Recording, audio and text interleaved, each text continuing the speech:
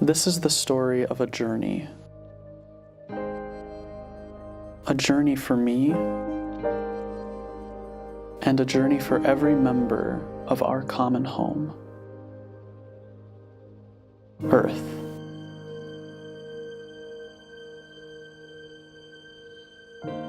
What does it mean to awaken ecological spirituality? How do multiple spiritual perspectives inform care for our Earth?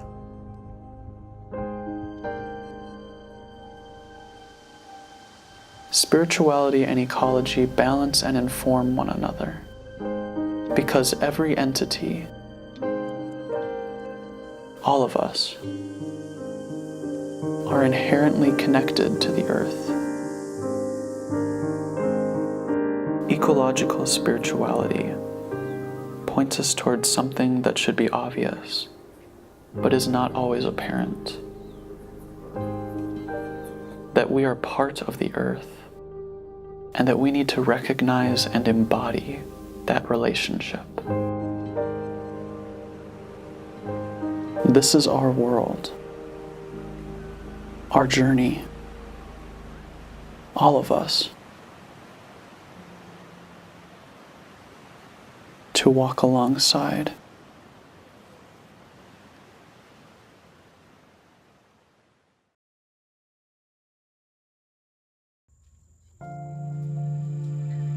To walk alongside is a story of learning more about what spirituality means in today's world. A world where ecological changes are threatening all that walks upon the earth. I have traveled in both New Zealand and in Minnesota, asking people from a variety of spiritual perspectives how their worldviews express genuine compassion for the environment, and why nurturing spiritual health is an important step forward to address the challenges of our future. We can see in everyday ways how our world is under threat. For that reason, we need to look to what we know and inform these facts and realities with why and how questions. Western society has been shaped in such a way that both perpetuates and objectifies deep ecological problems. We need to consider religious and spiritual perspectives to juxtapose a master narrative of domination and of solving environmental problems with facts and technology alone.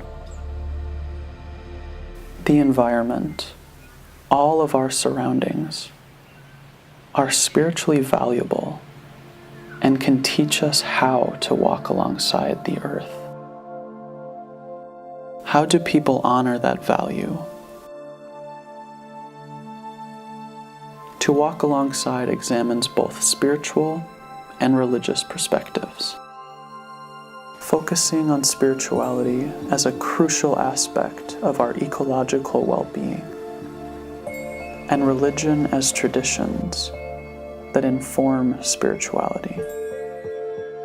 Before beginning, I want to note that even if we do not necessarily identify as spiritual or religious, we all have the potential to awaken a deeper relationship with the world around us. Additionally, I want to note that this story is incomplete. There are many points of view that have yet to be included, and I want to honor and acknowledge those outlooks. Moreover, the perspectives that are included do not necessarily represent everyone that upholds a certain spiritual identity.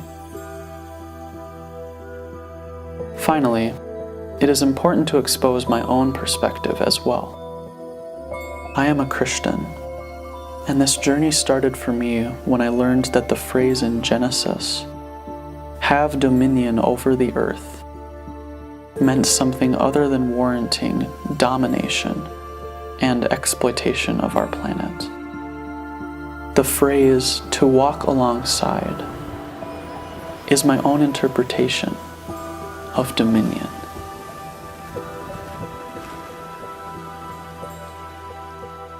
Without awakening ecological spirituality, we cannot change this master narrative of domination.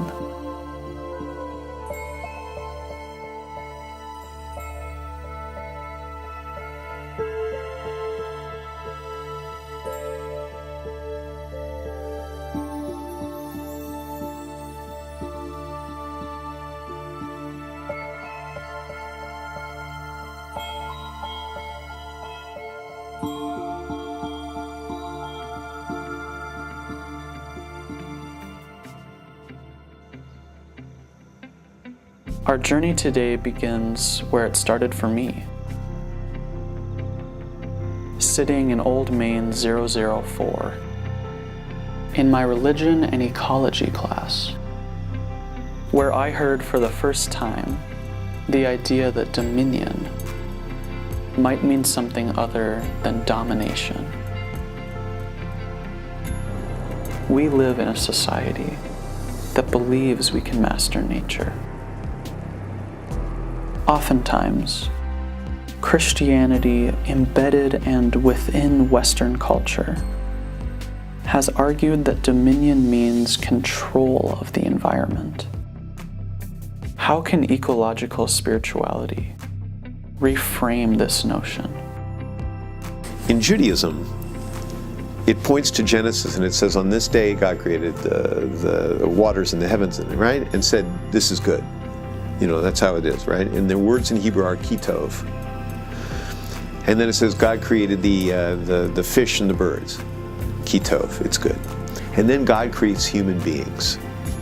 And then the words are in Hebrew kitov ma'od. And that's translated into English usually as, and it was very good. But there's another way to translate it in Hebrew.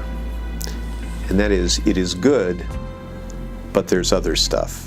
In other words, I created this human being, and human beings exercise choice. Everything we do is a choice. And that's why religion exists, to help you make the right choice. Our old traditional religion teaches us that in the world of creation we are very insignificant, and therefore we should treat creation with the utmost respect for all things. Walking alongside the earth means recognizing the earth as its own character in our sacred story, as squarely next to, between, with, around humanity's relationship with God. That's a beautiful phrase, to walk alongside. Just knowing that we're part of the mix. We're not the main the main thing. And if we walk alongside, then we are more humble and we learn from each other and we are in community. Historically within Christendom, Genesis 1 has been a text that's been used as justification for domination over the earth in terms of exploitation and complete control over the earth. However, one of the scholarly counterpoints to that is that that word dominion that's in Genesis 1, you shall have dominion over the earth, is the same word for dominion that we see in Psalm 72. Psalm 72 is a psalm that's basically like a job description for a good ruler. And so it says that this ruler will have dominion, but in Psalm 72 we see dominion being used in a totally different way. Dominion means having enough oversight over society and distribution of resources that the poor and the needy have their needs addressed. Dominion means that the mountain has abundance in it and the hills rejoice. Human beings need to claim the particular level of influence and oversight that we have over the earth, but that doesn't mean exploiting it for our benefit. That means using that overarching influence for the good of all creation. I would go back to Genesis and how there's a verse there that says, I give you dominion over all living things. Now, you see, some people have taken that verse and, the translation is, I give you dominion over these things. Some people see that verse as, it was given to us, therefore we can use it and abuse it as we want. But actually, if you go back to the original text, it actually means you are stewards of the environment. What we're supposed to be doing is taking care of our earth and making sure that other people after us can use it. Human beings have a natural, nasty propensity to look out for number one, to look out for themselves. And that is, in my opinion, making the wrong choice. If you're always looking out for yourself, and you've got 7.5 billion people all looking out for themselves, we're all going to hell. Nature is something that is not to be conquered and something to be respected. And if people were to truly understand that whakaaro, as we would say, that way of thinking, then the world would be a totally different place. We have to recognize that our decisions impact each other, impact our neighbors near and far. And I think it's important that we take seriously that collective action as so needed for change. There is a lot invested in maintaining the status quo, in resisting this change that will actually bring about a more just and healthy vision for all of creation. So what is it that makes us made in the image of God? And the answer to that is we are creators and we are guardians. And that is what God is supposed to be.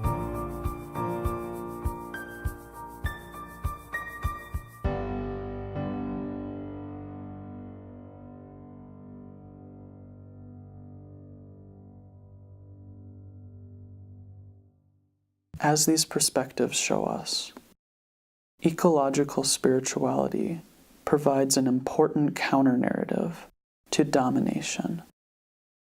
Rather than promoting destruction, dominion means we make mindful choices, respect the earth, and walk alongside the interconnected pieces of nature.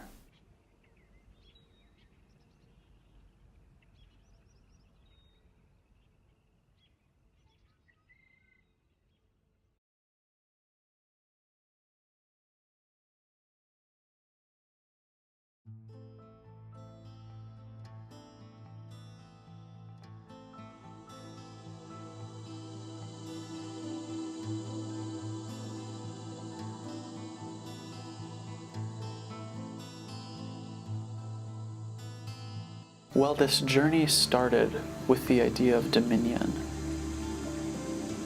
It expanded and moved on to reveal in new ways to me just how interconnected all of creation is and all of our spiritual perspectives are. How can ecological spirituality reveal these interconnections? We have a saying in our culture, nā tō raurau, nā taku raurau, ka ora te iwi. Through your contribution, my contribution, we will continue to maintain and sustain ourselves. Just like how we see the birds living with the trees, the fish, the water, everything. Everything contributes to the greater betterment of the other. What I love about the earth too is how incredibly interconnected everything is. Everyone, no matter what their faith, has a creation mandate, a mandate to love their neighbour. There needs to be a regeneration of human values. And that's why any environmental issue really comes down to being a spiritual issue. One of the underlying ethical foundations or frameworks is also connected to the metaphysical understanding Buddhists have, that everybody, everything is deeply interrelated. That really calls us to be aware of how nature sustains us. We are part of the earth, right? And then the tough part is, are we fulfilling our responsibility to be co-creators with nature so humans and other beings can flourish on this earth? If everything is interconnected, how can we live in such a way that honors our Earth network? To walk respectfully with the earth is to know and understand that we are all one. We are all the same. In our culture, we never talk about the men. We always talk about the we. It's always about all of us. How important our relationship to the land is. How important our relationship to each other is. You know, and our connections. And what weaves the mat of life. We call it te takapau wharanu. The great mat upon which all humanity was woven. And every strand's different. Yet together they create a brilliant mosaic of pictures. And for me, that's what's important. When we see all that walks on the earth as interconnected, that outlook enacts profound belonging. If I could beam something into the hearts and minds of every person on earth, it would be that they are written down in the tapestry of the world, that they don't exist separate. So traditionally Māori, we're very much takes a village to raise a child, you know. I'm a great believer in Mother Earth and looking after her own as best as we look after her. What I love about the earth is that everything is connected. And since everything is connected, we have to understand, one, how our actions affect other things. Two, how we can minimize the impact that our actions have on the earth. And three, how to respectfully educate other people how to take care of the earth too. Walking alongside is really applicable to all the species working together, working with the earth and trying to do what's best for everybody and everything, not just yourselves. Walking alongside the earth fosters humility. When we begin to see ourselves as a part of a whole, we begin to live more harmoniously.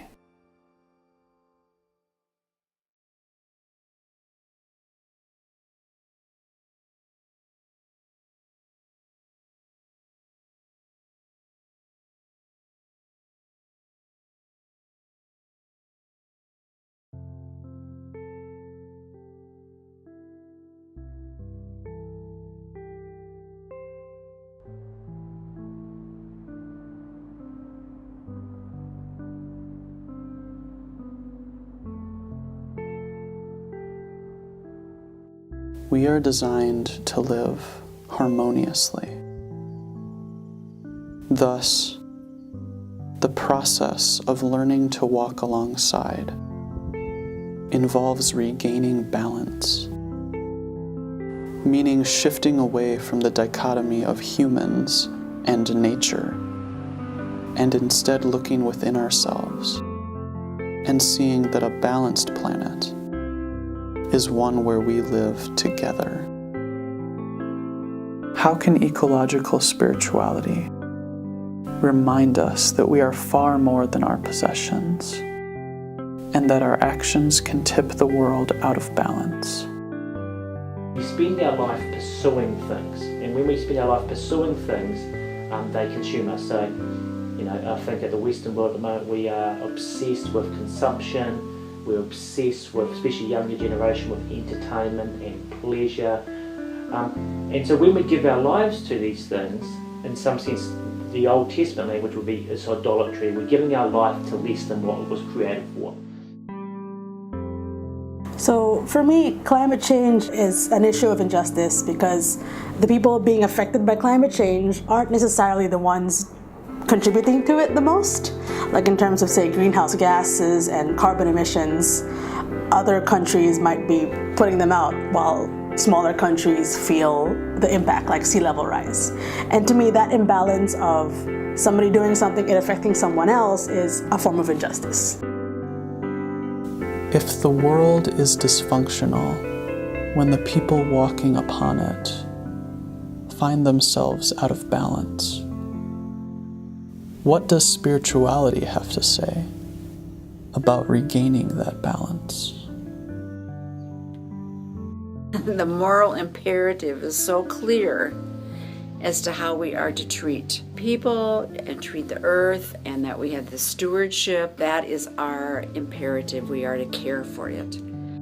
If we can recover that sense when you're in a situation where you can feel something not being right, that is a source that I believe is coming from that greater good and the greater love and all of that. And that helps us discern what's right in different situations that are very complicated. Bhakti Yoga, also known as Krishna consciousness, impacts the quest for sustainability. It gets us, first of all, to acknowledge how our lifestyles impact the world. God put a perfect world in motion, and we keep thinking that there are things we don't need. But we find out every time we take something out of this world that's meant to perfectly restore itself and work, we find out how important God's plan was for our earth. And birds, insects, reptiles, we need them all. Whether they are appealing to us or not, they have a purpose, and that we really don't want to live in a world with any of them missing, because we're out of balance when we do. One of the most challenging aspects of approaching climate change and its injustices is knowing where to begin to do something about it. What can we do to regain balance? The core of it is this idea that we actually need a conversion. We need to actually change the way, our orientation to the world, to ourselves, to each other, and to the Creator. And as we change our orientation on those aspects, then we become a just people. So the Bhagavad Gita is presenting a lifestyle that is going to help us revive our non-material spiritual identity. And in so doing, it changes how we seek happiness. If we can channel our desires, our energy into spiritual enlightenment, then a natural consequence of that is that our lifestyles are automatically sustainable. We forget sometimes that the planet is bigger than any of us, and that the earth is not ours to mess up. We're just renters. We're using this planet for a while. A lot of times we talk about climate change as if it's kind of like a mental project or something that we need to think about. But what the Bible shows us is that in order to address climate change, we first and foremost need to address the issues of the human heart and how our soul is unwell. And once we heal that, then we'll be able to heal the planet. If you're taking all the resources now, not just from under the land, from under the sea, taking, it's got to leave a gap. If you're going to take, there's going to be a gap. Something's going to move to fill that gap. And so Earth will rebalance itself by perhaps shifting. And so we've got to stop, just stop, and figure out what is not being nurtured. Where do I need to invest? And then go that direction, and you will find balance again. And our very survival depends on it. Regaining balance within ourselves to the earth is about a reorientation.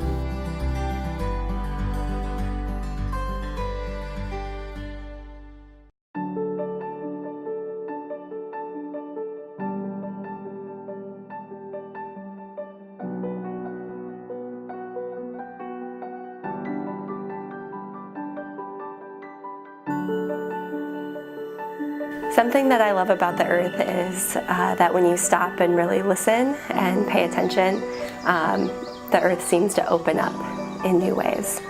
I remember growing up being really captivated, wandering some fields outside the city.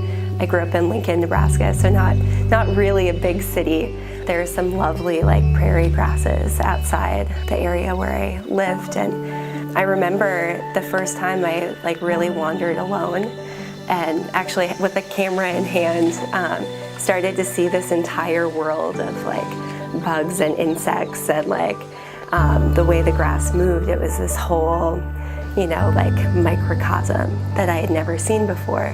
And I'm so fascinated that, when you slow down, and whether it's through scientific exploration or learning stories or even just stopping and observing the natural world, how it opens up in new ways to you. Something that I love about the earth is that it cultivates a sense of wonder that naturally lends itself towards religious and spiritual thought. I know that's, for me, a lot of my early experiences with God were experiences walking by rivers, walking through prairies. That relationship with nature is crucial for developing a foundation of faith that's not just intellectual, but embodied. As we walk upon the earth, reciprocity involves quality time, immersion, and an understanding that our own healing and growth begins with nurturing an affinity for our environment. How can we use ecological spirituality to enhance our ecological affinity? My mum grew up in a Catholic community, and she also grew up in a very dysfunctional household, and she shared with me recently that processing some of what she experienced, she really reached for a connection with God. That was something that was, from a really young age, was really important to her. And for her, when she was trying to speak with God or trying to have a spiritual experience, she would go out into places of nature. So she grew up in the countryside. She would go out to find a place by herself out in the pasture or somewhere, and that's where she would literally talk to God. We have no choice but to be with nature. That's the first thing we have to recognize. It's not a matter of do we walk with nature or not. We will. Now, the question is how. That's the big choice, ethical, theological, spiritual. And so, again, it goes back to recognizing how nature sustains us. It's really a matter of first appreciating nature, number one. And number two, walking along with also means how do we co-create with nature a flourishing society, a flourishing culture. Walking alongside is a verb that moves us towards action in the world. Action embodies resistance to thinking of ourselves as above nature, and instead moves us to live with and on behalf of the earth. Why is building affinity for the world important? When we can connect with the power of life, we're connecting with the power of love, of the Creator and creation. Being grateful. Even as a child, I thought, I better go outside and tell God how much I love this earth, or it's going to go away. And so now, even as an adult woman, I think the same thing. I better go outside, or the Creator's going to think it's not important anymore to have this earth be there for us if we are not enjoying it. The metaphor for what a spiritual or faith-grounded life can offer in general is being able to lean into the radical beauty of the world so that we can live in it and develop an appreciation and even love for it. And it is that love that will be the grounding for creating justice. There are like 1,000 ways to engage with the world, and I don't know, maybe there are ways that we can better flag that for our up-and-coming kaitiaki, up-and-coming guardians, as they feel that, you know, whether they aspire to be an athlete or a baker or an actor or a musician, there are ways that they can connect with the world. Building ecological affinity reinforces our spiritual serenity.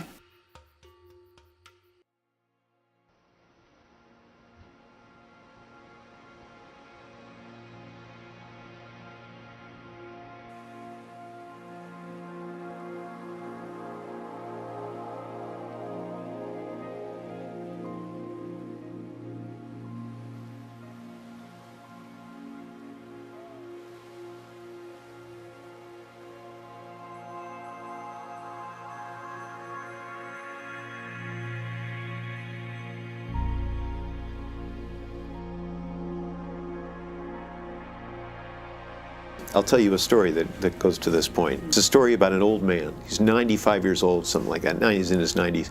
And he's he's a farmer, and he's busily digging a little hole, and he's planting a fruit tree.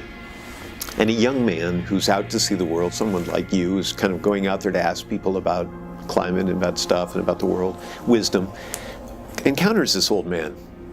And this young man says to him, he laughs and he says, "Old man, don't you realize that you're planting this fruit tree? Are you aware that by the time this tree grows up and is able to bear fruit, you're going to be long dead?"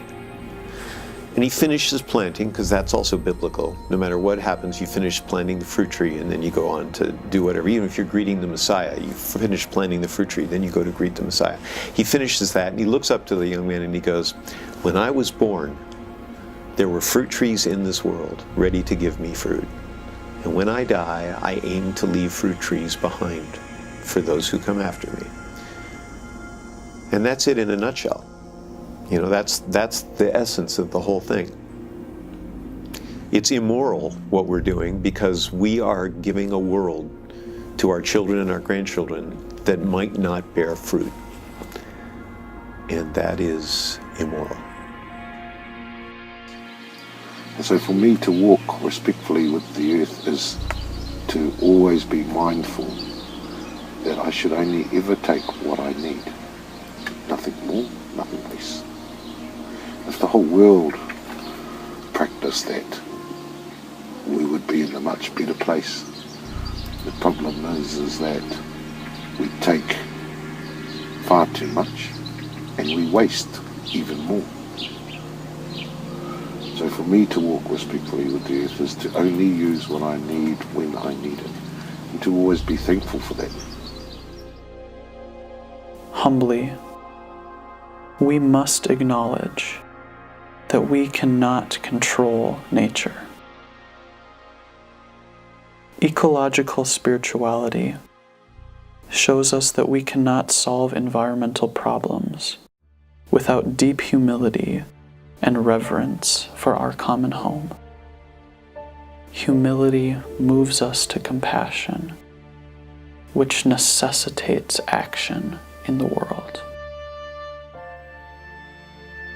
How can ecological spirituality lead us towards compassion? Everything that we have is a gift of God. Everyone is God's creation. If you're connected to your heart, then you're being led by the way or the Spirit is guiding you. In the Bhagavad Gita, again, Krishna says that a true wise person, a really enlightened person, does not distinguish between the different dresses that the soul is wearing, the different machines that the soul is covered with. Rather, a true wise person sees that every living being is a soul, and that means that we have compassion for every living being. That's the driving ethic of Bhakti Yoga. Sarva Bhuta Hita. Universal compassion. We're in the Anthropocene stage. We are in the human screwed the planet up period of global history.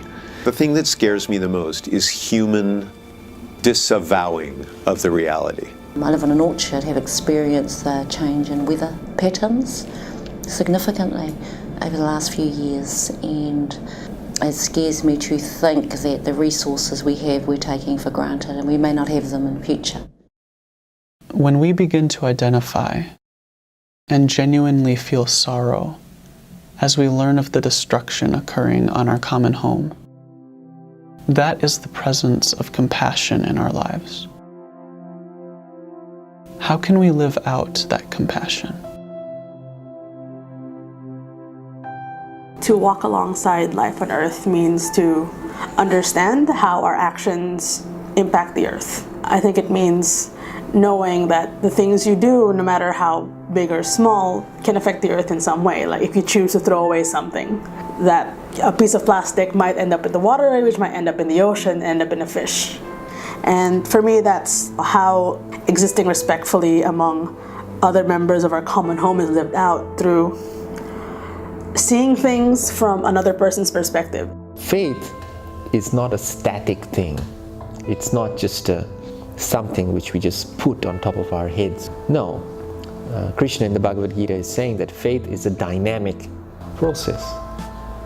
Faith is impelling us to act in certain ways. And so therefore, what Krishna says is that if we want to change how we act in this world, we have to change our state of consciousness. Climate change is so clearly an issue of injustice, and there are so many different ways that I see my faith tradition speaking into that and drawing me to more firmly understand and act on behalf of climate injustice. And it was actually in my Bonhoeffer class, my second year of seminary, that I started to see this figure of my Lutheran faith tradition have so much to do with the climate crisis and the injustice. Sitting in this Bonhoeffer class, hearing the very famous quote of his about not only binding the wounds of the victims beneath the wheel of injustice, but being daring enough to drive a spoke into the wheel itself. The gospel is about God redeeming and transforming. We really miss a major part of God's calling if we miss the fact that the gospel is about every action that we have. Putting a spider outside or growing a seed, even though that's not going to save the Great Barrier Reef, it's cultivating something in our minds that can go on to inspire. And I think about how my ancestors treated the land, how they looked upon the land and the environment was, they looked upon it as being the greatest tonga, the greatest treasure you could ever have in your possession. And that treasure is for the benefit of future generations, not for yours. It's always for the future. And in our culture we call it te kakano. It's always for the new seed. Our job is to cultivate it so that seed can take root and that seed can grow and flourish on the land.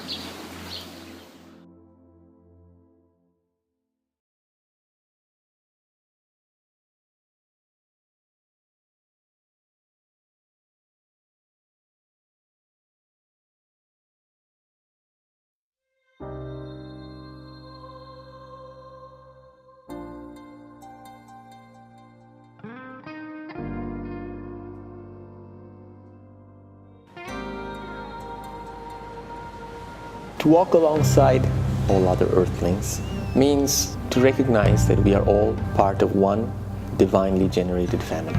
It means that we recognize that every living being, not just humans, but every living being is actually a spiritual being, is a soul.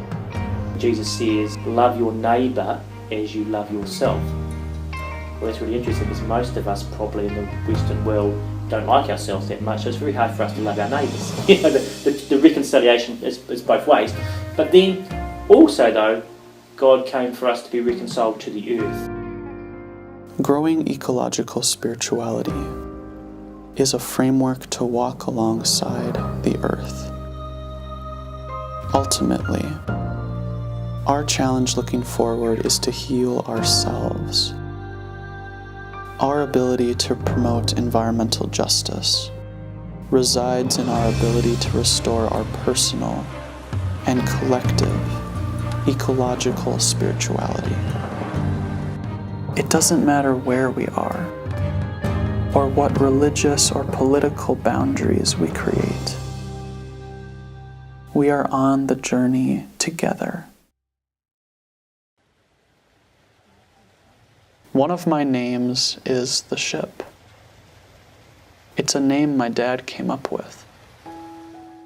The ship is a metaphor for the earth. How every part of creation is a voyager together on this one vessel, one planet, everyone. Every stone, river, tree, person, valley is on the journey together. The environment, broadly defined, is simply one's surroundings. It's everything, everyone, every discipline, perspective, and idea woven into the ship, the earth, our common home. We might think that global issues are insurmountable, but really it's about starting with each of us. Each and every one of us has to be transformed. Our values and our actions all need to be transformed. It is difficult to believe in the magnitude of climate change. It is difficult to know where to start when we hear of the damage done, the projections, skeptics, and especially the injustices. But as seen through the hearts of these incredible Kiwis and Minnesotans I met on my journey, worldviews that unite us to the rhythms of the earth, with lifestyles that promote harmony, these are the foundations for action in a threatened world. There is a path towards redemption, but it's going to take everything and all of us. We need to take a good look at our behaviours upon the earth. Why? Because the power that some of those religions and faiths have, and the multitudes of believers out there, they could actually change the world. They could actually change the world. We can't do this alone. We have to do it together. We have to recognize that our decisions impact each other, impact our neighbors near and far, and that we need the whole body to act collectively to take care of our common home, find where our values and actions align, and to take bold steps together is what we'll actually need to see the change. Looking forward, it is necessary to fulfill our ecological spirituality, to walk alongside.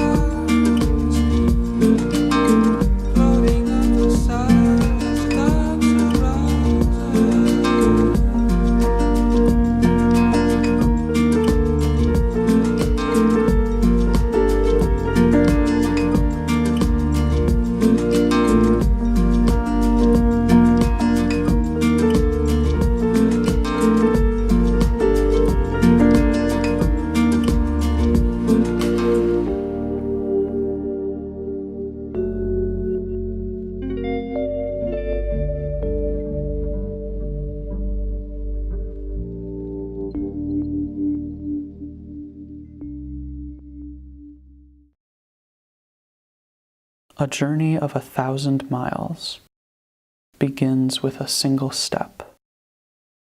I want to thank everyone that supported this film, and thank Gustavus for embodying the liberal arts. We have to address climate change, and in order to do so, we need a variety of disciplines, ideas, and values to interact and meld. Go Gusties.